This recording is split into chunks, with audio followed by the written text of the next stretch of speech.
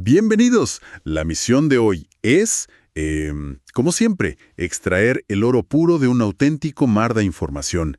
Y vaya que hoy tenemos algo especial. Así es. Tenemos bajo la lupa un mapa sumamente detallado, concebido para desbloquear la creatividad desde sus cimientos. Todo esto basándonos en los conceptos fundamentales de El Camino del Artista. Y bueno, hay que hacer una aclaración desde el primer segundo, no estamos ante un tratado de teoría abstracta. No, para nada. Ni conceptos vagos que suenan bien pero no llevan a nada. Esto es un manual de trincheras, digamos, sumamente práctico. Requiere una inversión de tiempo seria, entre 7 y 10 horas a la semana. Es un compromiso sin duda, pero uno que promete cambiar por completo la trayectoria de una vida. Es un privilegio estar aquí para analizar estas ideas. Y la razón por la que este análisis resulta absolutamente vital para quienes escuchan hoy radica en ese perfil tan común de la mente curiosa, ¿no? Del aprendiz constante. Claro, esa gente que siempre está buscando aprender. Exacto. Existe una inmensa cantidad de personas brillantes que cargan con una frustración silenciosa. O sea, albergan ideas monumentales, proyectos que podrían ser fascinantes, pero por alguna razón invisible no logran materializarlos. Todo se queda en el tintero. Y estas fuentes abordan directamente ese abismo, ese espacio oscuro entre el potencial creativo que sabemos que existe en el interior y la capacidad real de ejecutarlo y sacarlo al mundo físico. Bueno, vamos a desempacar esto, porque este enfoque no pinta la recuperación creativa como un paseo agradable por el parque. Para quien piense que encontrar la inspiración es, no sé, simplemente encender una vela aromática, poner música suave y sonreír frente a un lienzo en blanco, ¿Qué va? el escenario que se plantea es diametralmente opuesto, casi brutal. Totalmente. De hecho, curiosamente, recuperar la creatividad se parece mucho más a vivir un duelo o incluso a un parto. ¡Wow! Sí, no es un proceso indoloro en absoluto. La línea de tiempo que experimentan quienes se someten a esta rehabilitación es un verdadero huracán emocional. Durante las primeras semanas, lo normal es que surja una gran rebeldía y una sensación de vértigo, Me imagino. por esa versión segura pero estancada que se está abandonando. Es como mudar de piel. Duele y deja a uno bastante vulnerable. Exactamente.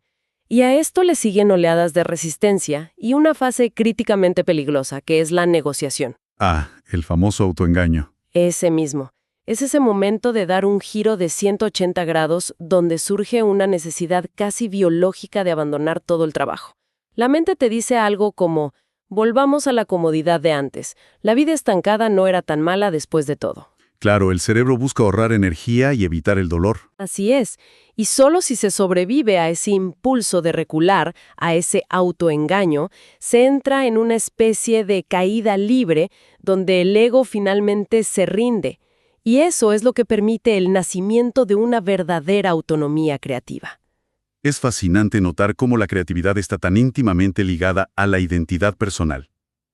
Y hablando de identidades reprimidas, hay un concepto aquí que resulta absolutamente cautivador: los artistas sombra. Un término brillante. Es perfecto para describir a tantos niños creativos que, ya sea por miedo al fracaso o por las clásicas presiones familiares del tipo «hay que ser realista» o «el arte no paga las facturas», son empujados hacia carreras consideradas más sensatas. Sí, las carreras seguras. Exacto. Terminan viviendo la creatividad, pero desde la butaca del espectador, viendo a otros hacer lo que ellos en el fondo desean hacer. Si conectamos esto con el panorama general, lo que observamos es un clarísimo patrón de comportamiento de supervivencia. Los artistas sombra gravitan de forma natural hacia su tribu. Buscan a los suyos. Sí, buscan instintivamente carreras paralelas o profesiones sombra. Cosas como la publicidad, el periodismo, la edición o la representación de talentos. Se colocan lo suficientemente cerca del fuego para sentir el calor del mundo artístico, pero sin arriesgarse a quemarse asumiendo el título de creadores. Hay casos en el texto que ilustran esto a la perfección. Tenemos, por ejemplo, el caso de Edwin, un hombre que a los 21 años recibió de su padre un asiento en la bolsa de valores. Hoy es un corredor de bolsa millonario, pero vive envuelto en una tristeza profunda. Una jaula de oro. Totalmente. Su única alegría genuina es rodearse de arte, comprar obras e incluso pagar la manutención de otra artista para que ella cumpla sus sueños. Es la imagen trágica de un niño mirando por el escaparate de una pastelería, convencido de que el pastel está reservado exclusivamente para los demás. Es el clásico síndrome de mirar desde la vitrina. Y la tragedia ahí es que la barrera es puramente interna. Edwin tiene los recursos, tiene el gusto, pero le falta el permiso interno. Totalmente de acuerdo. Y no es el único. Fíjate en Erin, una brillante terapeuta infantil de casi 40 años. Durante 2 décadas canalizó toda su inmensa creatividad, su empatía y su imaginación en ayudar a niños con problemas. Era excelente en su trabajo, hasta que un sueño le reveló una verdad bastante incómoda. ¿Qué soñó? Bueno, se dio cuenta de que al cuidar de tantos niños ajenos, había abandonado por completo a su propia niña artista. La había dejado morir de hambre en un rincón. Y ese es un mecanismo de defensa muy noble en apariencia, el de ser el cuidador, pero esconde el mismo miedo subyacente. Ocurre algo similar con el caso de Jerry, cuyo sueño secreto era ser director de cine. Pero el terror al fracaso era tan paralizante que canalizó toda esa energía vital en impulsar la carrera de su pareja, Lisa. Vivir a través del otro. Exacto. Jerry consumía libros de cine, entendía la teoría a la perfección, pero se escudaba detrás de la frase «no todo el mundo puede ser artista» para tener una excusa perfecta y no intentarlo él mismo. El gran problema, como se señala aquí, es que estos artistas sombras se juzgan con demasiada dureza para salir a la luz. Exigen perfección antes de dar el primer paso. Por eso se enfatiza una regla de oro fundamental. El artista interior es esencialmente un niño. Y para que un niño aprenda a caminar, primero debe gatear, tambalearse y sobre todo debe permitírsele tropezar. Así es. Para recuperarse, hay que tener la enorme valentía de permitirse dar pasos torpes y aceptar la idea de ser un mal artista al principio. Esa noción de aceptar ser un mal artista es el puente perfecto hacia la primera herramienta innegociable que se plantea para esta rehabilitación. Las páginas matutinas. Ah, la piedra angular. Es un ejercicio engañosamente simple, pero con un impacto neurológico masivo. Consiste en escribir 3 páginas a mano cada mañana justo al despertar. Y la regla estricta es que debe ser un flujo de conciencia continua. Y aquí es vital recalcar para quienes nos escuchan que no importa en absoluto si lo que sale es prosa brillante y poética o simplemente quejas monótonas sobre un dolor de cabeza, el cansancio crónico o la lista de la tintorería. El punto no es el arte, es el acto. Exacto. Es vital comprender el propósito real de este ejercicio. No se trata de crear literatura. Por eso las páginas son estrictamente privadas y no deben leerse, ni siquiera por quien las escribe durante las primeras 8 semanas. 0 revisión. 0. Su función principal es desaguar el cerebro. Es una técnica para vaciar el subconsciente, limpiar la estática mental y pasar al otro lado del miedo y la negatividad. Es aquí donde entra en juego una batalla psicológica fascinante entre los hemisferios del cerebro. La clásica y eterna batalla entre el sensor y el cerebro artístico. Así es. El sensor es nuestro cerebro lógico, ese residuo evolutivo de supervivencia que exige que todo esté categorizado, sea correcto, impecable y sobre todo seguro. Es esa voz interna odiosa que mientras uno escribe, susurra cosas como ¿a eso le llamas escribir? ¿No sabes ni usar las comas? ¿Pareces un niño de primaria? Y es una voz implacable. Lo es. Por eso la táctica que se sugiere para restarle poder a esta voz es genial por lo absurda que resulta. Recomienda imaginar al sensor como un personaje ridículo. ¿Cómo así? Quizás como una serpiente de caricatura bisbiciando en el oído, o incluso como el gigantesco tiburón mecánico de la película de Spielberg. La idea es burlarse de él. Porque seamos honestos, es bastante cómico imaginar a un villano de Hollywood narrando dramáticamente los intentos de alguien por escribir una lista para el supermercado. Claro. Al ridiculizarlo, se le puede decir tranquilamente, cállate, estoy ocupado. Me encanta esa imagen. Y en la otra esquina del cuadrilátero tenemos al cerebro artístico. Este es nuestro niño inventor, el lado que no busca la lógica lineal, ni la eficiencia, sino que asocia conceptos libremente, que inventa patrones y ve la magia en los detalles minúsculos. El que ve la belleza en el caos. Exactamente. Mientras el sensor ve un bosque y se limita a catalogar colores, medir distancias y clasificar tipos de madera, el cerebro artístico ve una majestuosa alfombra de oro y sombras. Lo que hacen las páginas matutinas, al forzar el llenado de 3 páginas completas sin importar lo trivial del contenido, es mandar al cerebro lógico al banquillo de suplentes por puro agotamiento. Lo cansan. Fatigan el sensor para que el cerebro artístico finalmente pueda salir a jugar al patio. Documentados que demuestran cómo esta herramienta de desagüe funciona para todo tipo de perfiles, incluso los más reacios. A ver, cuéntanos. Está la historia de la propia autora, quien se encontraba refugiada en una cabaña frente a una montaña en Nuevo México. Sentía que su carrera como guionista en el cine había terminado de forma humillante tras múltiples rechazos de los estudios. Empezó a escribir estas páginas simplemente preguntándose qué sentido tenía todo, volcando su amargura día tras día. Sacando todo ese veneno. Exacto. Hasta que de pronto, tras días de vaciar esa negatividad, apareció de la nada en el papel un personaje llamado Johnny, y terminó escribiendo una novela entera casi sin proponérselo. Lo cual demuestra que debajo del resentimiento siempre hay creatividad esperando. Claro, pero lo mejor es que no es solo para escritores. Hay un caso fabuloso que es el de Timothy, un millonario sumamente estirado, un auténtico monumento andante a la mística masculina corporativa. Ya me lo imagino. Odiaba cualquier cosa que le pareciera remotamente espiritual o estúpida. Empezó a hacer las páginas con un desdén enorme, casi para probar que no funcionaban. Pero la transformación fue ridícula. A las 3 semanas, este señor de traje y corbata ya estaba comprando cuerdas para una vieja guitarra abandonada, había desarmado y arreglado su equipo de música y se levantaba de madrugada a escribir mientras escuchaba cantos gregorianos. ¡Qué cambio! Hay que imaginar la escena. El banquero estoico rodeado de coros de monjes a las 5 de la mañana. Es una imagen maravillosa del quiebre de la rigidez. Totalmente. Y también está Phyllis, una mujer que ocultó su aguda inteligencia bajo su belleza durante años, viviendo cómodamente pero frustrada a la sombra de su marido. Tras 10 años de bloqueo creativo total, de no producir una sola línea, escribió su primer poema al mes de hacer las páginas matutinas de forma constante.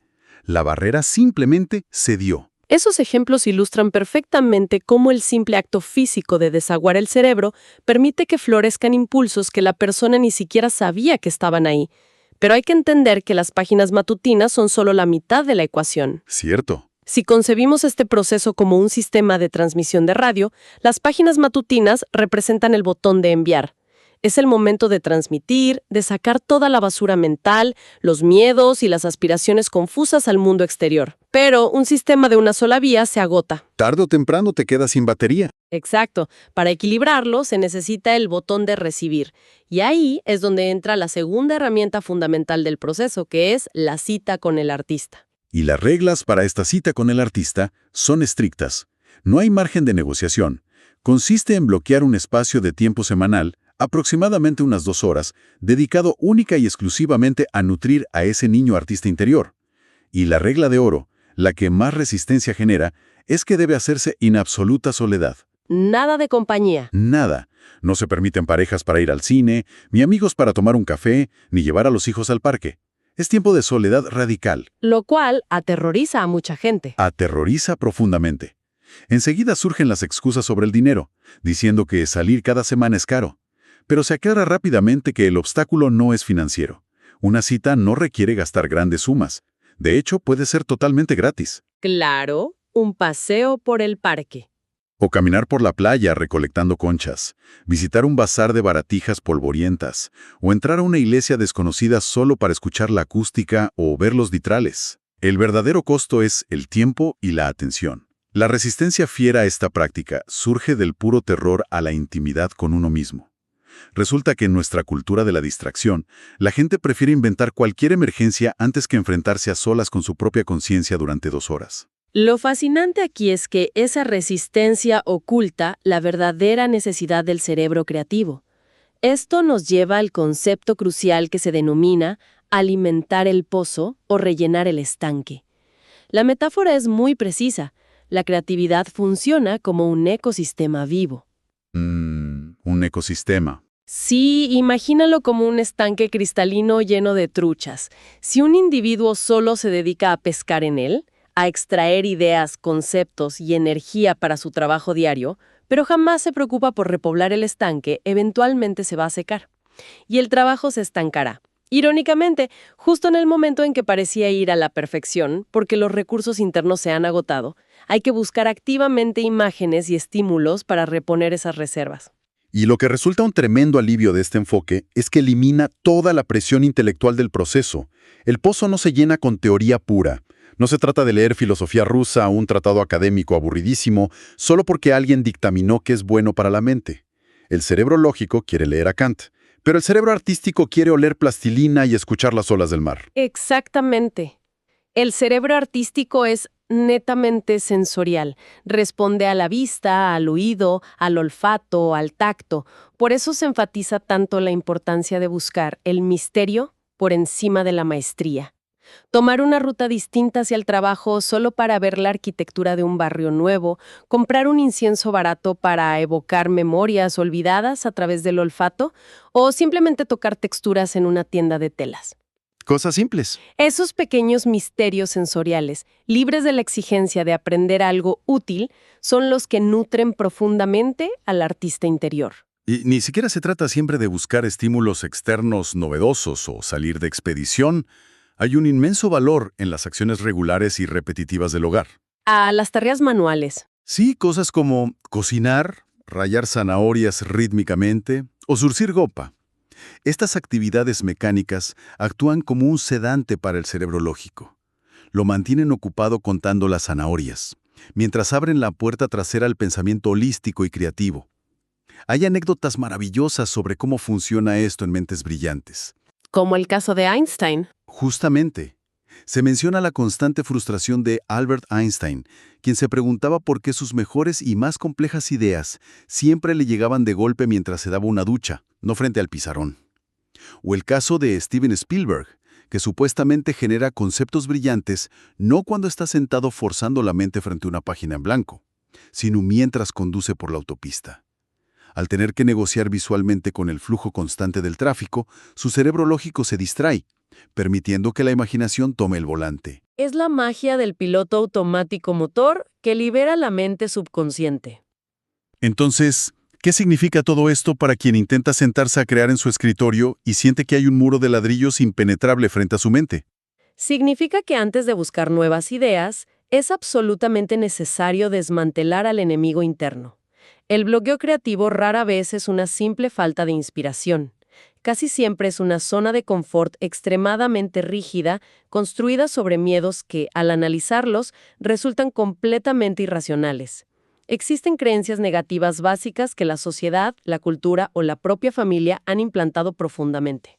Cosas como el mito del artista atormentado. Justamente, la creencia de que todos los artistas están locos, que inevitablemente terminan en la ruina, que son seres solitarios, borrachos empedernidos o promiscuos irresponsables. Pero también hay miedos mucho más cotidianos y paralizantes, como el pavor a tener mala ortografía y ser juzgado, o el simple terror a parecer un idiota frente a los demás. El miedo al qué dirán. Claro, estas creencias actúan como un sofisticado mecanismo de defensa. El cerebro prefiere aferrarse a la excusa de no quiero terminar en la ruina, para no tener que hacer el esfuerzo del trabajo y, sobre todo, para no enfrentar la posibilidad del fracaso público. Y para combatir este arsenal de excusas, la táctica propuesta es el uso de afirmaciones. El ejercicio consiste en escribir frases positivas, afirmativas y en tiempo presente. Por ejemplo, escribir en una libreta, soy un artista brillante y prolífico, o tengo un abundante talento creativo y el mundo lo necesita. Parece inocuo, como autoayuda de cajón, pero al intentarlo ocurre un fenómeno psicológico tremendo. Así es como si el sistema inmunológico rechazara un órgano trasplantado.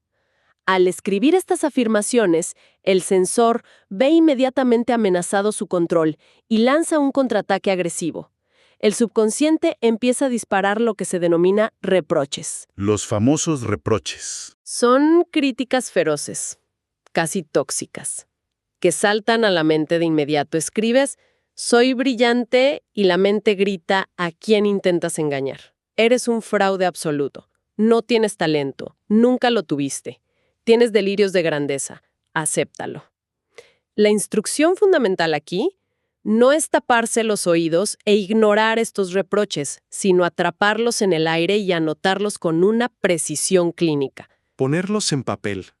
Al capturar estos insultos exactos, se puede rastrear la raíz del trauma original que causó el bloqueo en primer lugar. Hay una historia que ilustra esta dinámica del trauma a la perfección, que es el caso de Paul.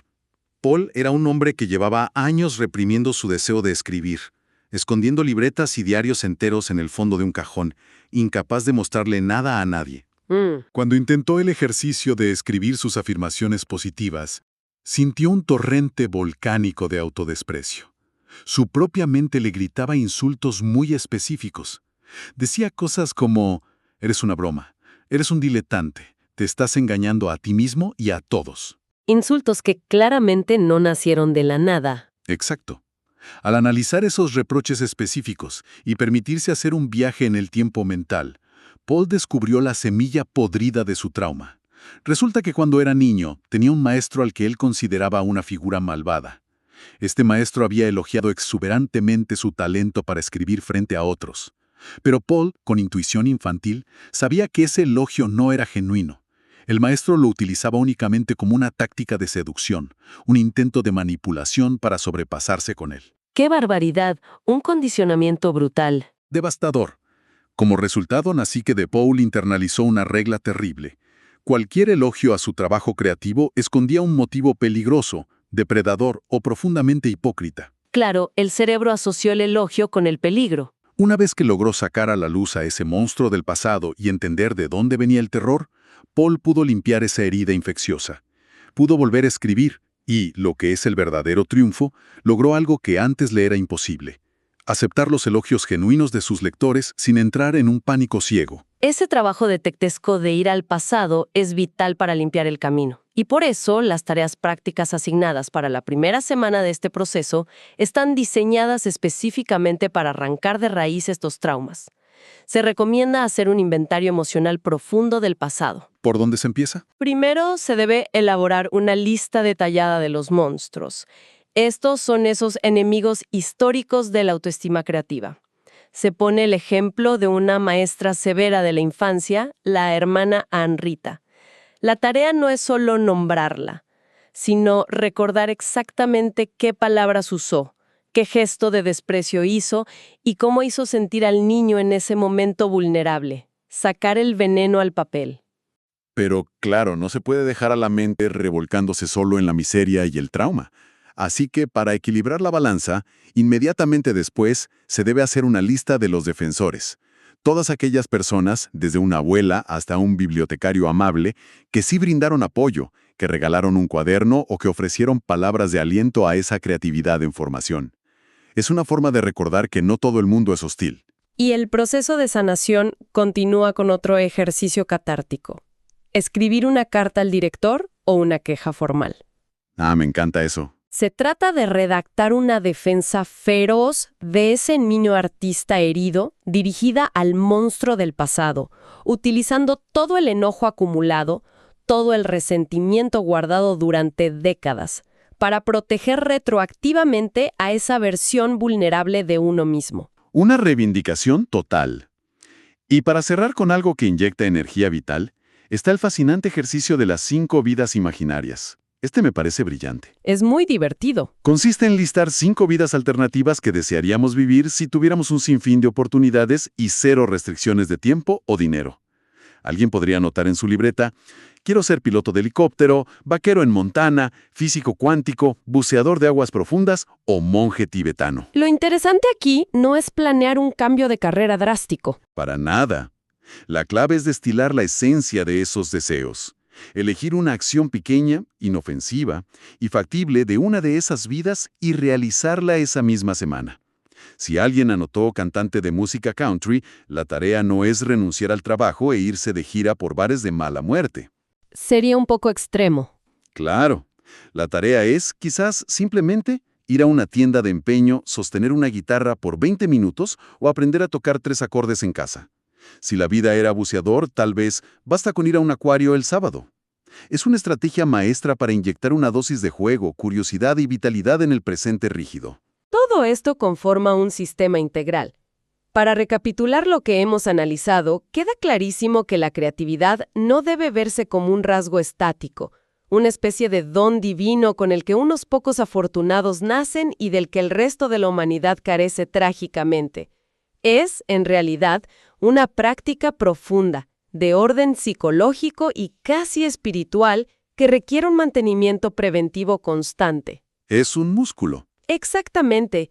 Exige la disciplina diaria de vaciar la basura mental cada mañana a través de las páginas, la dedicación inquebrantable de llevar a pasear a nuestro niño interior en esas citas semanales para nutrirlo de misterio y, sobre todo, requiere tener la valentía absoluta de ser un mal principiante, de hacer las cosas de forma torpe al inicio para poder sanar las cicatrices paralizantes del pasado.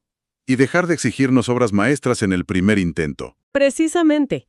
Ahora, si observamos toda esta mecánica de represión y liberación, esto plantea una pregunta importante, una reflexión que va más allá de lo que expone la propia premisa original. A ver. Si consideramos que nuestro cerebro lógico, ese sensor hipercrítico y controlador, evolucionó a lo largo de milenios con el único propósito de mantenernos a salvo de depredadores reales en la selva, calculando riesgos mortales a cada segundo, Se quedó sin trabajo en la selva y ahora nos ataca a nosotros. esa es la paradoja. Resulta fascinante pensar si en el mundo moderno de hoy, donde la supervivencia física inmediata está relativamente asegurada frente a los peligros de la naturaleza, ese mismo instinto primordial de evitar el riesgo a toda costa sea de hecho la mayor amenaza para nuestra vitalidad intelectual. ¡Wow! Cabe imaginar qué pasaría con la estructura misma de la sociedad, con los lugares de trabajo, con los rígidos sistemas educativos, si se dejara de ver el juego, la curiosidad desordenada y la exploración artística como un simple lujo egoísta reservado para el fin de semana y se empezara a exigir como una necesidad absoluta y fundamental de salud pública. Es una perspectiva que cambia por completo las reglas del juego. Pasar de ver el arte como un pasatiempo a verlo como higiene mental básica. Dejamos sobre la mesa esa reflexión para que resuene durante los próximos días. La invitación ahora, tras este recorrido, es intentar observar de cerca esos propios sensores internos a lo largo de la semana. Prestar mucha atención a esa vocecita crítica que dice, no puedes, no deberías, o vas a hacer el ridículo, y reconocerla simplemente por lo que es, un mecanismo de supervivencia asustado y obsoleto. Ha sido una exploración verdaderamente inspiradora por la mecánica de la recuperación creativa. Nos despedimos por hoy, esperando que las libretas se llenen pronto, sin miedo a las páginas en blanco. Hasta la próxima.